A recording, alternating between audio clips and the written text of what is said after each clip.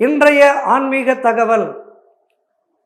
பிள்ளையார் பிள்ளையார் பெருமை வாய்ந்த பிள்ளையார், பிள்ளையார் பிள்ளையார் பெருமை வாய்ந்த பிள்ளையார். பிள்ளையார் நம்முடைய இல்லத்திலே அமர்ந்திருக்கின்றார். எல்லோருடைய இல்லங்களிலேயும் மண் ரூபமாக அமர்ந்திருக்கின்றார். மண்ணிலே செய்த பிள்ளையாரை நாம் 3 நாட்கள் வைத்து பூஜை செய்கின்றோம். இல்லத்திலே 3 நாட்கள் பூஜை செய்ய வேண்டும், அவசியம். 3ஆவது நாள் தான் அவருக்கு புனர் பூஜை செய்து, விநாயக பெருமானே, வருடந்தோறும் என்னுடைய இல்லத்திலே வந்திருந்து எங்களை வாழ்த்துவாயாக, உன்னுடைய அருளாலே நாங்கள் எல்லாம் மென்மேலும் வளர வேண்டும், நோய் இல்லாமல் வாழ வேண்டும், எங்களுடைய சந்ததி பெருக வேண்டும், வறுமை இல்லாமல் வாழ வேண்டும் என்று அவரை பணிகின்றோம். ஆகவே இந்த பிள்ளையாருடைய பெருமை, அதை பற்றி தான் இன்றைய தினம் நாம் பார்க்க இருக்கின்றோம். இல்லத்திலே விநாயகர் அமர்ந்திருக்கின்றார் அல்லவா, அவருடைய பெருமையை பற்றி நாம் பேச வேண்டாமா?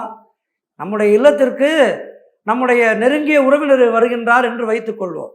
அந்த உறவினர் வரும்போது நாம் என்ன செய்வோம்? நம்முடைய இல்லத்திலே இருப்பவர்கள் எல்லாம், இவர் எப்படிப்பட்டவர் தெரியுமா, இவர் அன்று எப்படிப்பட்ட உதவிகளை எல்லாம் நமக்கு செய்திருக்கின்றார் தெரியுமா என்று நம்முடைய சந்ததியினரிடம் அவரை பற்றி பெருமையாக பேசுவோம். அப்பா இருந்தபோது அப்பாவுக்கு அவர் அவ்வளவு உதவிகள் செய்திருக்கின்றார் என்று அவரை பற்றி பெருமையாக பேசுவோம். அப்படி நமக்கு தெய்வத்துக்கெல்லாம் தெய்வம் விநாயக பெருமான். இந்த விநாயக பெருமான் நம்முடைய இல்லத்திலே அமர்ந்திருக்கின்றார் இப்போது. ஆகவே விநாயகருடைய பெருமையை இன்று நாம் பேச இருக்கின்றோம். பிள்ளையா சுழி போட்டு செயலெதுவும் தொடங்கு என்கின்றார்கள் கவிஞர்கள். ஆக விநாயக பெருமானுக்கு 32 பேதங்கள், அதாவது வடிவங்கள் இருக்கின்றது. 1000 சகஸ்ரநாமங்கள் இருந்தாலும் இதிலே 2 முக்கியமானது. ஒன்று ஓ விக்னகர்த்தர், 2 ஓ விக்னஹர்த்தர். சகஸ்ரநாமங்கள் இருந்தாலும் 2 முக்கியமானது. ஒன்று ஓ விக்னகர்த்தர், 2 ஓ விக்னஹர்த்தர் என்பது. இதனுடைய பொருள் என்னவென்றால், இவரை நினைத்து செய்கின்ற காரியங்களுக்கு இவரே கர்த்தராக, அதாவது தலைவராக இருந்து அந்த காரியத்தை சுபமாக முடித்து தருவார். விக்னஹர்த்தர் என்றால் இவரை நினைக்காமல் செய்கின்ற காரியங்களுக்கு இவரே தடையாக இருந்து தோல்வியை தழுவ வைப்பார் என்பது இதன் பொருள். ஆகவே எந்த ஒரு செயல் செய்வதாக இருந்தாலும் விக்னேஸ்வர் பூஜையோடு துவங்க வேண்டும். அச்சது பொடி செய்த அதிதீரா, கைத்தல நிறைகனி எப்ப முடவல் பொறி கப்பிய கரிமுகன் அடிபேணி எனும் திருப்புகளிலே முப்புற மெறி செய்த அச்சிவன் உரை தரும் அச்சது பொடி செய்த அதிதீரா, கைத்தல நிறைகனி என்கின்ற திருப்புகளிலே முப்புற மெறி செய்த அச்சிவன் உரை ரதம் அச்சது பொடி செய்த அதிதீரா என்று வருவதை படித்திருப்பீர்கள். கணபதியை நினைத்துத்தான் காரியங்கள் என்பதை குறிக்கும் பாடல் இந்த பாடல். அருணகிரிநாத பெருமான் எப்படிப்பட்ட பெருமான்? அவர் முருகனை பாடியவர். முருகனை பாடுவதற்கு முன்பாக கைத்தல நிறைகனி அப்பமுடவல் பொறி என்று விநாயக பெருமானை பாடிவிட்டுத்தான் அவருடைய தம்பியை பாடுகின்றார்.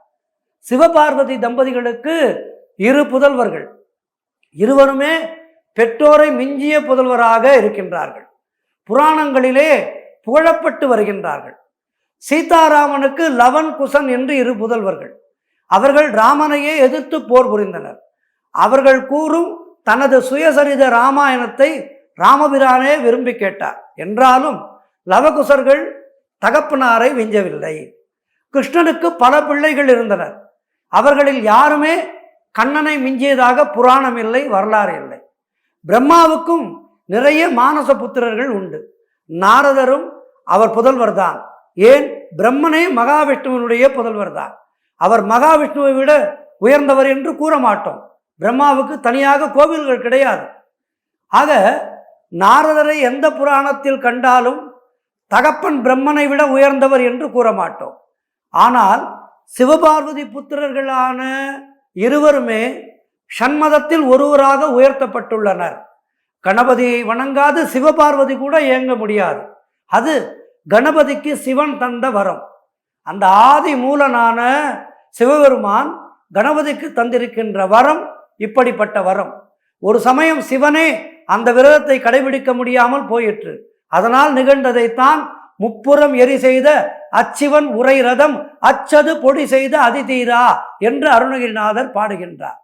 திரிபுராசுரனை வதைக்க தேரேறி சென்றபோது சிவபெருமான் கணபதியை வணங்காமல் சென்றார். அதனால் சிவனது ரத அச்சு முறிந்ததாம். இது நடந்த இடம் அச்சிறுபாக்கம் என்பது. சென்னைக்கு அருகிலே உள்ளது அச்சிறுபாக்கம். அச்சிறுபாக்கத்திலே மலை மேலே சிவன் கோயில் கொண்டிருக்கின்றார். அற்புதமான புராண ஸ்தலம் இந்த சிவஸ்தலம். அந்த சிவஸ்தலத்துக்கு மீண்டும் சிறப்பான முறையிலே வழிபாடுகள் நடக்க வேண்டும் என்று நாம் எல்லோரும் பிரார்த்தித்துக் கொள்ள வேண்டும். லலிதா சகஸ்ரநாமத்திலே காமேஸ்வர முகலோக கல்பித கணேஸ்வரா, மகா கணேச நிர்பின்ன விக்ன யந்திர பிரகதீஸ்வரா. லலிதா சகஸ்ரநாமத்திலே காமேஸ்வர முகாலோக கல்பித ஸ்ரீ கணேஸ்வரா என்று பாடுகின்றார்கள். லலிதா சகஸ்ரநாமத்திலேயே பண்டாசுர வதத்துக்கு லலிதை விக்ன யந்திரத்தை உடைக்க கணபதியை நினைக்க வேண்டியதாயிற்று. ஆகவே தெய்வங்களுக்கே கணபதியை நினைத்தால்தான் காரியம் கைகூடும் என்கின்ற போது நாம் எல்லாம் எந்த மூலைக்கு? எனவே நாம் அனுதினமும் விக்னேஸ்வரை வணங்கி அவருக்கு ஒரு நெய் தீபம் ஏற்றி ஆலயம் சென்று அருகம்புல் மாலை சாற்றி விநாயக பெருமானை வணங்குவோம். எல்லோரும் எல்லா வளமும் பெறுவோம். மீண்டும் நாளை ஆன்மீக தகவலிலே சந்திக்கின்றேன். நன்றி, வணக்கம்.